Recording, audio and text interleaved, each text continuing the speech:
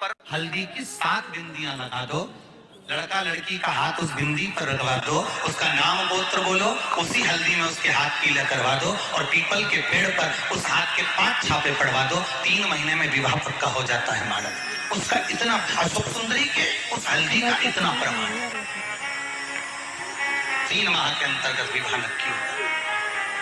इतना इतना प्रमाण है महाराज। भगवान शिव की आराधना का कोई साधारण अष्टमी के दिन फूल से भी अगर एक बेलपत्र, एक श्वेत पुष्प शंकर भगवान को समर्पित हो जाता है तो ये मानकर चले कि आपने कुछ मांगा भी नहीं तो भी शंकर भगवान देने के लिए आपके दरवाजे पर पहुंचे। शिव महापुराण की कथा कहती है इस मृत्यु लोक में, पृथ्वी पर कलिकाल में जो तुम बीज बोओगे वही तुम्हें काटना पड़ेगा। तुम किसी की निंदा करोगे तो कोई तुम्हारी भी निंदा करेगा। तुम किसी पर कीचड़ उछालोगे तो एक न एक दिन तुम पर भी कीचड़ उछलेगा। तुम किसी का अपमान करोगे तो एक न एक दिन तुम्हारा भी अपमान होगा। तुम किसी के लिए गाली दोगे तो वो गाली तुम्हारे पास भी आएगी। तुम किसी को अपशब्द कहोगे तो पलट कर वो अपशब्द तुम्हारे पास आएगा। तुम किसी को बद्दुआ दोगे एक ना एक दिन वो बद्दुआ तुम्हारे पास भी आएगी। तुम किसी का अपमान करोगे एक ना एक दिन तुम्हारा भी अपमान होगा। तुम किसी पर कीचड़ उछालोगे एक ना एक दिन वो कीचड़ तुम्हारे ऊपर भी आएगी। इतना सुंदर कहा है। शिव महापुराण की कथा वर्णन करती है यदि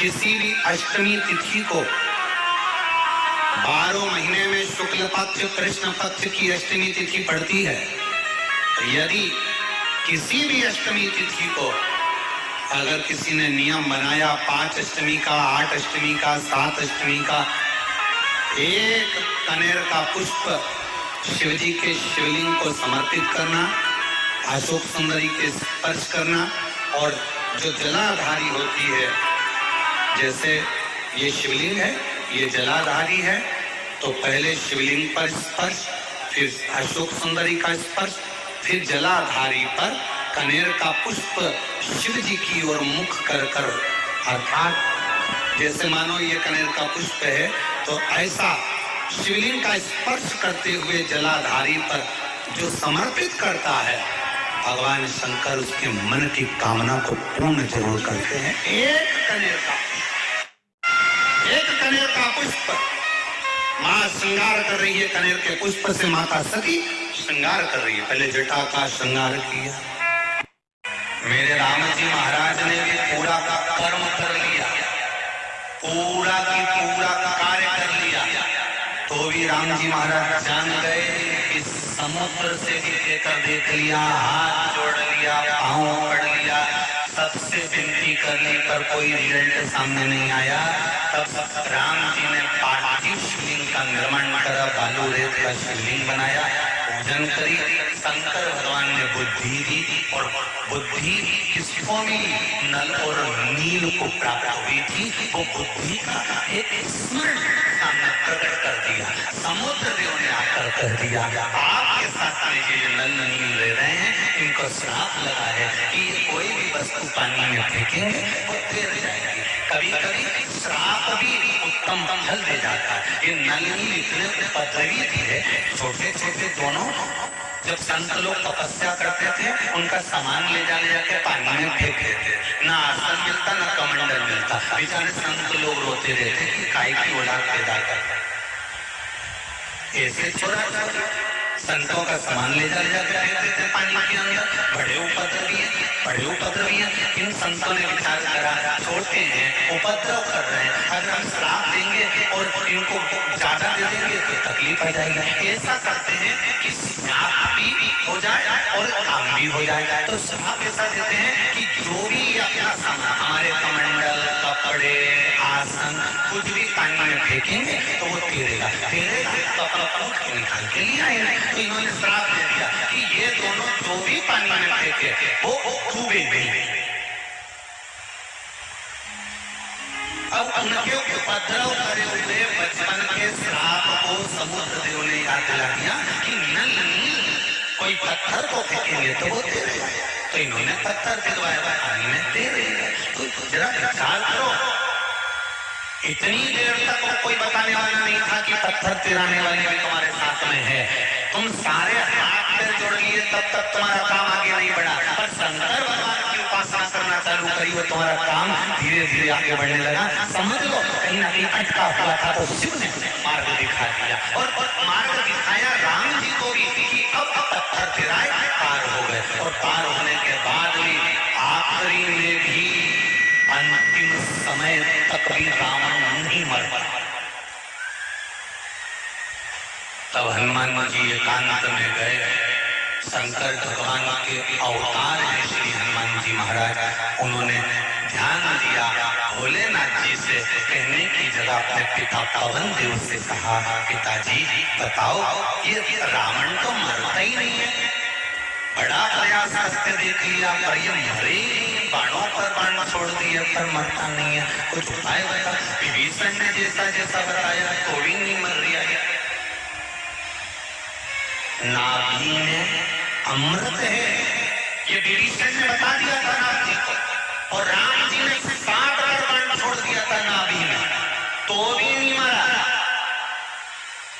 तो टेंशन नहीं होगा।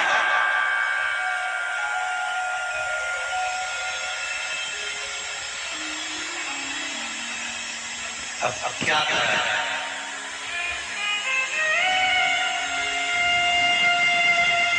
पंडित जी ने जैसा जैसा बताया ऐसा कर दिया। राम जी ने भी विभीषण के कहने पे कहा कि बाण छोड़ा, नाभि में गया अमर सुखने के लिए, पर नहीं मारा। तो लक्ष्मण जी ने तो विभीषण से कह भी दिया, तू ही तो बोला कि नाभि में अमृत और बाण छोड़ो और मर जाएगा, ले 14 बार छोड़ दिया, मरा ही नहीं। झूठेला, कम से कम यहाँ तो सत्य बोल, अपने भाई का साथ दे रहा है। विभीषण ने कहा भाई का साथ नहीं दे रहा, मुझे जितना मालूम था मैंने बता दिया कि नाभि में बाण छोड़ोगे अमृत सूखेगा मर जाएगा, तो फिर मरे क्यों नहीं, ये क्यों नहीं मर रहा? तो विभीषण से मुझे ही नहीं मालूम, मेरे को इतना मालूम है इसने ब्रह्मा जी से मांगा था कि मेरे नाभि में अमृत रख दो, और अमृत सूखे नहीं मालूम, और इसको वर मिला और मैं वहां से चला गया, इसके बाद क्या हुआ ये नहीं मालूम।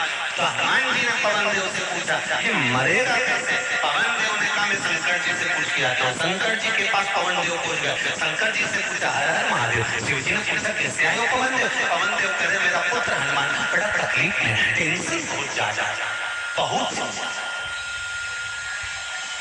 क्या चिंता आ गई, वो रावण मर नहीं दिया। तो तुरंत शंकर भगवान बोले वो ऐसे मरने वाला नहीं है, उसने ब्रह्मा जी से वर मांगा था कि नाभि में अमृत दे दो, अमृत सूखेगा तब मैं मरूंगा, ये वर ब्रह्मा जी ने कह दिया था सब चले गए सुन के, पर रावण नहीं हिला। रावण कहने लगा नाभि में अमृत तुमने दिया है और आप कह रहे हो कि बाण से वो अमृत सूखेगा और तू मरेगा, तो जो बाण मेरी नाभि को लगेगा वो बाण में मुझे देगा। तो रावण के पास में वो बाण रखा हुआ है जो रावण की नाभि में लगेगा तब रावण मरेगा।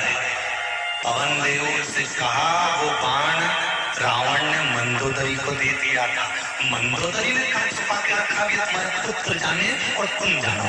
पवन देव ने हनुमान जी से कह दिया कि लंका में वो बाण रखा हुआ है जो रावण की नाभि में लगेगा, 14 बाण छोड़ दिए तो भी नहीं मरा रावण, नाभि का अमृत नहीं सूखा। जाओ। हनुमान जी महाराज साधु का वेश कर गए, लंका में प्रवेश कर गए, सबका हाथ देखने लगे, मंदोदरी का भी हाथ देख लिया। मंदोदरी को सूचना मिली कि पंडित जी आए हैं। मंदोदरी ने पूछा ब्राह्मण देवता बताओ मेरे भाग्य में क्या लिखा है? इतने में तो हनुमान जी बोल दिए तेरे भाग्य में लिखा है कि तेरा पति ऐसे नहीं मर सकता। मंदोदरी बोली वो तो बिल्कुल पक्का। तो हनुमान जी बोले जब तक तू है तब तक तेरा पति नहीं मरेगा। कि महाराज बिल्कुल पक्का। हनुमान जी बोले रावण ने तुझे ऐसी चीज आके दे दी थी कि वो रावण की नाभि में लगेगी तभी रावण मरेगा। बिल्कुल महाराज बिल्कुल पक्का। इतने में हनुमान जी बोले वो चीज तेरे पास आज भी रखी हुई है? बिल्कुल रखी हुई है। तुमने अपने महल में छुपा के रखी है? अरे महाराज मैं जिस कमरे में सोती हूँ उस कमरे में जो खंबा है खंबे में मैंने छुपा कर रखी। हनुमान जी ने कहा हो गया। गया क्या? हनुमान जी कूद पड़े और गए, खंबा तोड़ा, उसमें से बाण निकाल कर आए, राम जी को दिया। राम जी से कहा अब छोड़ो, और राम जी ने जो बाण छोड़ा और नाभि में लगा, तब जाके दादा निकला, तब जाके प्राण छूटे। तब अमी तिथि आए, बेलपत्र, और उस बेलपत्री में एक चंदन की बिंदी और एक अक्षत का दाना मात्र रखकर भी अगर शिवालय पर चढ़ा दी जाती है, तो देवादिदेव महादेव को समर्पित करते, अपनी कामना कर समर्पित करते, तो निश्चितता है कि आज शंकर भगवान उसका फल शीघ्र प्रदान कर देते हैं। भले आपने कुछ करा ना करा, उसका फल तुम्हें मिलता है। सबसे ज्यादा जहरीला है मनुष्य। सांप तो दिखता है तो अपन कह देते हैं ये काटा है, बोलो सही है कि गलत है? सांप देखकर कह सकते हो कि इसने विष भरा है, ये काट खाएगा। भिक्षु को देखकर कह दोगे कि ये विषेला है, ये काट खाएगा। गोयरा को देखकर कह दोगे ये विषेला है, ये काट खाएगा। मगर को देखकर कह दोगे ये काट खाएगा। चुपकली को देखकर कह दोगे कि ये काटेगी। अगर कोई जीव जानवर को देखकर कह दोगे कि ये जहरीला है, पर इन सब जहरीलों से भी बड़ा जहरीला है मनुष्य। ये नजर ही नहीं आता कि कब काट कर चले जाए।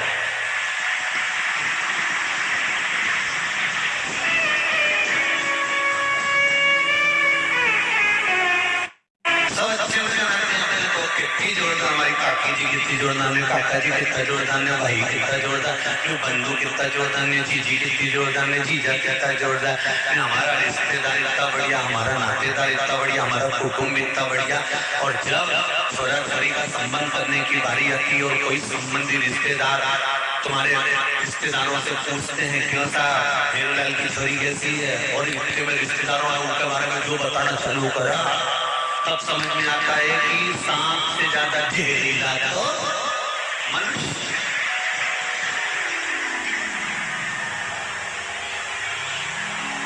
सांप दिखेगा तो दूर हट जाओ, बोलो सही है कि गलत है? कि जहरीला है इससे दूर हटना। भिक्षु दिखेगा तो दूर हट जाओगे कि जहरीला इससे दूर हटना। मगर दिखेगा तो समझ जाओगे कि मगर दिखा दूर हट जाओगे, काट खाएगा। सांप को कैसे पहचानोगे? सांप की लीड आते हैं तो बहुत अच्छे से आते हैं। और सांप कैसे हो? काका जी कैसे, बुआ जी कैसे, मामा जी कैसे, चाचा जी कैसे, सब रिश्तेदार अच्छा मिलते जाए, अच्छा। पर वो बाद में मालूम पड़े कि तुम्हारा मामा का छोरा स्वयं भागवत जी में लिखा है, सियोर वाला महाराज नहीं कह दिया है, मत सोचना सियोर वाला महाराज ने की बात, हमारा तो नाम ही मत लेना कहीं पे भी हमने की। हम तो कहते ही नहीं, हम तो भागवत जी की बात कर रहे हैं। भगवान कृष्ण का बुआ का छोरा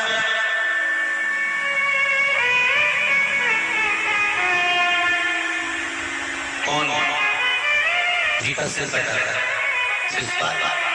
बुआ का छोरा।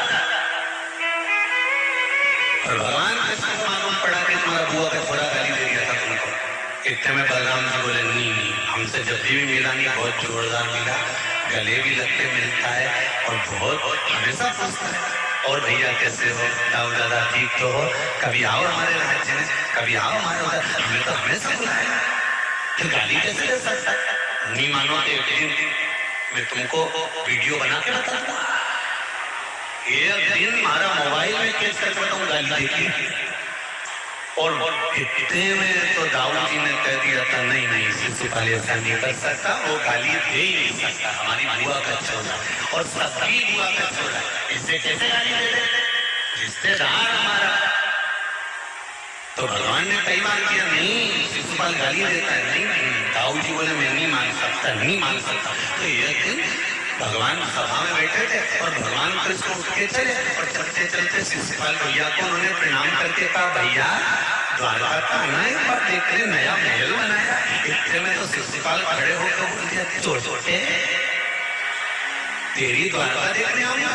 इतने में तो भगवान कृष्ण ने पलट के दाऊद दादा को आइए देख लो, मैंने पहले बोला था कि खींच करके दिखाना। सांप दिख जाता है तो भय हो जाता है कि ये काटेगा, सूझ भी जाए तो कि ये काटेगा, गोरिया भी जाए तो कि ये काटेगा, मगर समझ नहीं सकते सबसे जहरीला अगर संसार में कोई जानवर है, सबसे जहरीला अगर कोई है तो वो कौन है? मनुष्य। दिन भर 24 घंटा बैठ के कुछ ना कुछ खाता ही नहीं है। बेलपत्री को जब भी चढ़ाया जाता है तो पीछे की डंडी पकड़ कर नहीं चढ़ाया जाता। बेलपत्री को चढ़ाने के लिए मध्य भाग को, जैसे ये बेलपत्र होता है तो इसका मध्य की जो डंडी होती है, मध्य भाग होता है बेलपत्री का, तब मध्य भाग को पकड़कर हम भगवान शंकर को बेलपत्र समर्पित करते हैं। कोई भी बेलपत्र ऐसे नहीं चढ़ाता कि जब भी पकड़ेंगे तो मध्य भाग को पकड़कर बेलपत्र समर्पित करें।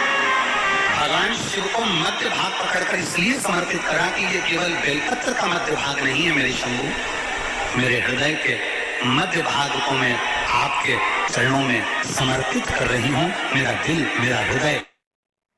तुमरुका जी से प्रश्न किया गया, शिव महापुराण का कौन सा श्लोक, कौन सा अक्षर, कौन सा मंत्र में जपूं जिससे मेरे पति हिंदू की हो जाए और मेरा अखंड सौभाग्य हो जाए? तुमरुका जी मुस्कुरा कर कहे, हे चंचुला, शिव महापुराण की कथा ही मंत्र है, शिव महापुराण की कथा ही श्लोक है, और शिव महापुराण की कथा ही अक्षर है, और शिव महापुराण की कथा ही पार करने वाली नैया है। सुन लिया? तुमरुका दौलत कितनी है? भगवान शिव ने कभी नहीं देखा कि आपका वैभव, आपकी दौलत, आपकी संपदा, आपकी सत्ता कितनी है। शंकर भगवान केवल इतना देखते हैं कि आपके भीतर भक्ति का विश्वास कितना दृढ़ है, आपके भीतर शरणागति कितनी दृढ़ है।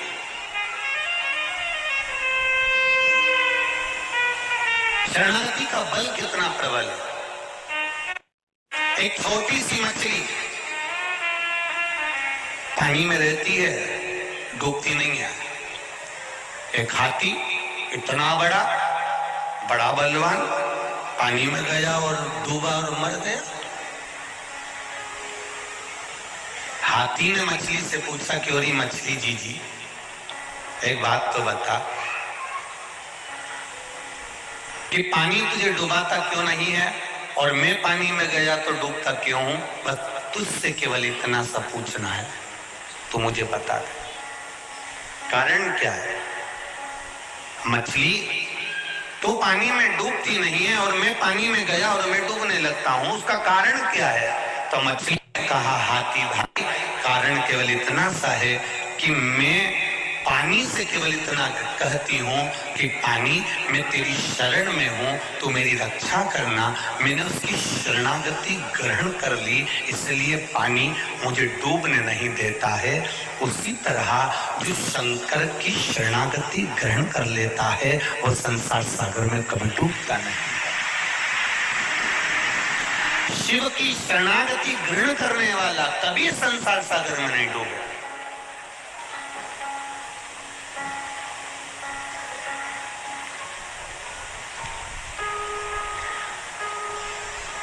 डूबेगा वही जिसने शरणागति ग्रहण नहीं करी है। आप शंकर जी के मंदिर जाते हो, एक लोटा जल चढ़ाते हो, आप बेलपत्र चढ़ाते हो, या आप शिव मंदिर में सफाई कर देते हो, शंकर भगवान के मंदिर को क्लीन कर देते हो, साफ कर देते हो। कोई कचरा पड़ा है उसको उठाकर कोने में रख देते हो, या निर्माल्य है उसको विसर्जन में ले जाते हो।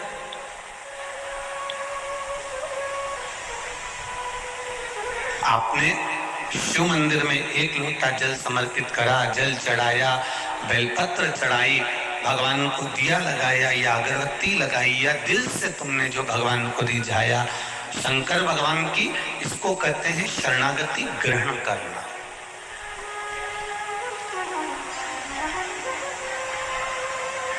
और शरणागति के भेद में भी दुनिया लोगों ने भेद कर दिया। ये कहते हैं हम राम वाले हैं, वो कहते हैं हम कृष्ण वाले हैं, कोई कहता है हम देवी वाले हैं, कोई कहता है हम ये वाले हैं, कोई कहता है हम शिव जी को नहीं मानते, कोई कहता है हम शंकर की शरणागति नहीं जानते। तो यहाँ शिव महापुराण की कथा में, रामचरितमानस में तो तुलसीदास जी ने भी लिख दिया कि राम जी भी कहते हैं कि, तुलसीदास बाबा भी कहते हैं कि राम जी को वही प्रिय है जो शिव को प्रिय है। भगवान शंकर की जो शरणागति का कितनी माताएं जिनको 8 साल 7 साल 12 साल 14 साल 24 साल 25 साल 30 साल 50 साल के बाद बच्चे हुए हैं, शिव की कृपा से हुए हैं। मेरी जीजियों, घबराना नहीं। तुम्हारे गर्भ में इतने सालों के बाद जब डॉक्टर ने मना कर दिया था कि तुम मां नहीं बन सकते, डॉक्टर ने कह दिया था तुम्हें औलाद नहीं होगी, उसके बाद भी अगर भोलेनाथ ने तुम्हें संतान दी है, तुम्हारे यहाँ पर 4 लड़कियां थी 3 लड़कियां थी, उसके बाद भी अगर भगवान बेटा दे दिए, तुम्हारे यहाँ संतान की प्राप्ति हो गई। कोई बेटा बेटी एक भी नहीं था, बेटी ने भी अगर जन्म लिया, बेटे ने भी अगर जन्म लिया, और तुम्हारे घर में अगर औलाद ने जन्म लिया है कई सालों के बाद, और शिव के पशुपति व्रत से, सफेद आंकड़े की जड़ से, शंकर की कथा से, शिव महापुराण की भूमि की रज से, अगर तुम्हारा गर्भ ठहरा है एक लोटे जल से, तो तुम्हारे बच्चे की परवरिश करने की जवाबदारी भी उस शिव की है, क्योंकि शिव ने दिया, शंकर ने। भटक किस लिए भटकते? इसलिए इंतजार करना। वक्त और व्यक्ति को हल्का मत समझो। वक्त जो चल रहा है इससे जोरदार कभी नहीं होगा। खूब खुश होकर जिंदगी जियो, जो तुम्हारे पास है उसमें संतुष्ट रहो। दूसरे का धन दौलत देखकर कभी अपना मन मत डोला, दूसरे की सुंदरता देखकर मन ना डोला, दूसरे का वैभव देखकर अपना मन ना डोला, दूसरे की गाड़ी बंगला देखकर मन ना डोला। भगवान से प्रार्थना करो, जो तूने दिया बहुत अच्छा दिया, बस इतना याद रखना प्रभु, सब देना पर साथ में शांति मन की देना और तृप्ति देना कि इस मन को तृप्त कर सके। ये मन की भूख तो बढ़ती चली जाती। एक कमरे का मकान 2 और बन जाए तो अच्छा, 2 कमरे का हो गया तो अभी भी कह रही 3 कमरे और ऊपर बन जाए तो अच्छा, 3 कमरे मिलकर मालूम पड़े चौथा और बन जाए तो अच्छा। वस्तुओं में सुख ढूंढा, उसमें दुख मिला। कौन सी चीज थी जिसमें सुख मिला तुमको? परमात्मा के नाम के अलावा किसी में सुख नहीं है। बदला नहीं लेना अपने, बदला लेने में कई लोगों के तो कुल डूब गए, बदला लेने में कुल डूब गए, बदला लेने में पूरा वंश डूब गया, बदला लेने में पूरी जिंदगी खराब हो गई। महाभारत का चरित्र उठा लो, माता द्रौपदी जरा सी हंसी थी, उसका बदला लेने के लिए पूरा वंश मिटा बैठे। शूर्पणखा का बदला लेने के लिए रावण ने अपना पूरा कुल डुबो दिया, केवल बदला लेने के लिए। कई हमारे क्षेत्र में लोग ऐसे रहते हैं, मैं उससे बदला लेकर मानूंगा, और बंदूक उठाई ठोक दिया। तूने तो 5 मिनट में उसको मार दिया, पर तेरा परिवार आज तक रो रहा है। आधे जेल में पड़े हैं, आधे बाहर रो रहे हैं। ऐसा बदला लेना किस काम का? तूने तो उठाई ठोक दिया, उठाकर ठोका। बदला लेकर मानूंगा, तू तो बदला ले लेगा, तेरा परिवार तो जिंदगी भर रोएगा, तू जेल सड़ेगा, थाने में पड़ा रहेगा, कोर्ट के चक्कर काटता रहेगा, जिंदगी पूरी रोने में निकल जाएगी, बच्चे बड़े हो जाएंगे तो जिंदगी भर बाहर नहीं निकल पाएगा। तो ऐसा बदला लेना किस काम का? शिव महापुराण की कथा को सुनने वाले एक बात अपने अंदर उतार लेना। रावण ने अपनी बहन का बदला लिया था, पूरा वंश मिट गया। दुर्योधन ने अपनी हंसी का बदला द्रौपदी से लिया, पूरा वंश मिट गया। जो जो बदला लेने की ठानता है उसके परिवार में रोना ही रोना लिखा होता है, कभी सफलता नहीं होती। जो बदला लेने की ठानता है, कई लोग अकड़ में आकर कह देते हैं, कई लोग अभी तुम यहाँ से इधर पीछे के रास्ते से अंदर मत आन दो किसी को, फिर देखना वो बोलेगा देख लूंगा तो बाद में। निवेदन है, कभी ऊंचे बोल नहीं बोलो। किसी से कितनी भी लड़ाई हो जाए, किसी से कितनी भी दुश्मनी हो जाए, कभी बदला लेने की मत ठानना कि मैं इससे बदला लूंगा। बदला लेने में पूरे रावण का वंश चले गया। शूर्पणखा का बदला लेने गया था और मालूम पड़े पूरा सूपड़ा साफ हो गया। दुर्योधन बदला लेने के लिए गया था कि द्रौपदी ने मेरे ऊपर हंसा है, बदला लेकर मानूंगा, और दुर्योधन का पूरा वंश नष्ट हो गया। घर की माताओं को चाहिए तुम्हारे बेटे की किसी से लड़ाई हो जाए, डंडा उठाकर बदला लेने जाए तो माताएं उसको समझाए हमें बदला नहीं लेना, हमें नहीं लेना बदला। तो लड़ाई करेगा, तलवार उठाएगा, छुरा उठाएगा, बंदूक उठाएगा, मार देगा, थाने में पड़ा रहेगा, तेरे छोटे छोटे बच्चे जिंदगी भर रोते रहेंगे। शंकर भगवान से सीख कर चलना। शिव जी कभी पलट कर जवाब नहीं देते, कभी पलट कर। शंकर भगवान ने जितने असुरों को मारा, एक भी असुर से, एक भी राक्षस से शंकर जी की दुश्मनी नहीं थी। एक भी राक्षस से शंकर जी की दुश्मनी नहीं थी, एक भी। तुम अंदाजा लगा कर देखो, वो भस्मासुर राजा था। एक बार प्रवचन सुन लिया उसने, और प्रवचन सुनकर भस्मासुर ने विचार कर लिया, मैं भगवान शंकर की पूजन करूंगा। शिव जी की पूजन में लग गया।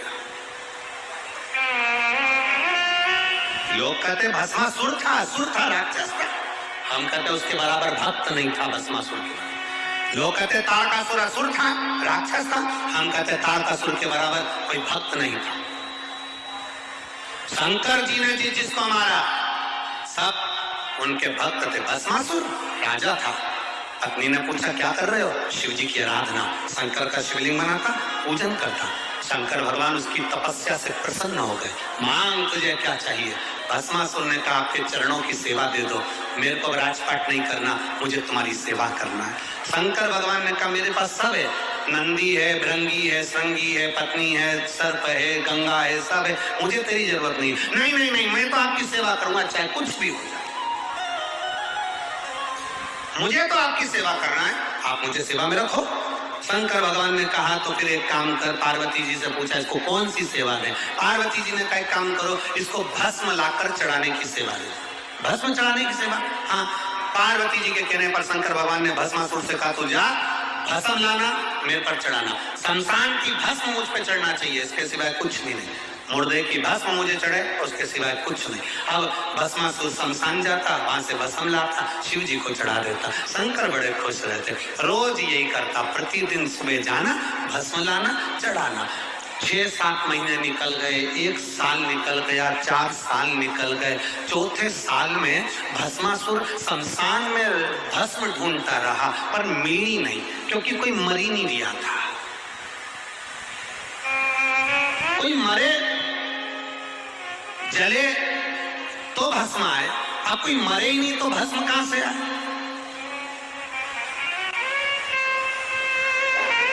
भस्मासुर को बड़ा गुस्सा आया, भोलेनाथ जी ने मुझे सेवा दी और मुझे भस्म नहीं मिल रही है, मैं करूं क्या? भस्मासुर की जो पत्नी थी बड़ी चतुर थी, उसने कहा देखो कब तक दूसरे की फैक्ट्री का माल लाओगे, अपनी खुद की फैक्ट्री चालू करो। भस्मासुर ने पूछा अपनी फैक्ट्री कैसे? पत्नी ने कहा शंकर जी की तपस्या करो, वर मांगो, जिस पर तुम हाथ रखो वो भस्म हो जाए, उसी की भस्म शंकर जी को चढ़ा देना, अपनी कंपनी का माल चलता रहेगा।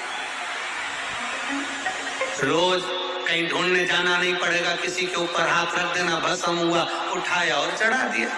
कहां तक दूसरे की फैक्ट्री का माल लाओगे? अपनी खुद की फैक्ट्री चालू करो। सुन लिया भस्मासुर ने, लग गया तपस्या में। भस्मासुर ने तपस्या करी, शिव जी सामने आ गए, मांग तुझे क्या चाहिए? आशीर्वाद दो, जिस पे हाथ रखो वो भस्म हो जाए। शंकर भगवान भी अड़भंगे थे, उन्होंने कह दिया तथास्तु। खुश होकर भस्मासुर घर गया। खुश होकर जैसे ही भस्मासुर घर गया, पत्नी को देखकर आनंदित हो गया, मैं तुझे गले लगाना चाहता हूँ। क्यों? तेरे कहने पर मैंने शंकर जी से वर मांग लिया, आज अपनी फैक्ट्री चालू हो गई, मैं तुझे गले लगाना चाहता हूँ। पत्नी भाग गई पीछे। पत्नी को लगा फैक्ट्री की कंपनी का माल सबसे पहले मेरे ऊपर यूज कर रहे हो। पत्नी भागी। पति ने कहा कहां जा रही है? पत्नी की मैं अभी आ रही हूँ। पति पत्नी भागती गई, भागती गई, भागती गई। पत्नी ने सोचा कब तक भागूंगी, कुछ अच्छा कर देती हूँ। इतने में पत्नी ने अपने पति से कहा सुनो जी, वो भोलेनाथ है, शंकर जी है, अड़भंगे हैं, शंभू हैं, इतने सीधे हैं, जो मांगता है उसको दे देते हैं। कभी कभी उनका दिया आशीर्वाद भी लगता ही नहीं है, इसलिए प्रैक्टिकल करके देखो क्या उन्हें सही में आशीर्वाद दिया है। तो इतने में पति ने बोला तू मेरे पास में, मैं तेरे सिर पे हाथ रख के देता। पत्नी बोले मेरे पे नहीं, जिसने दिया उससे पूछो। अब पत्नी गई, शंकर भगवान के पास में भस्मासुर गया, भोलेनाथ जी को याद किया, शंभो हर हर। शंकर भगवान आए, मांगो क्या चाहिए? उसने कहा बस तुम्हारे ऊपर हाथ रख के देखना है कि तुम भस्म होते हो कि नहीं होते।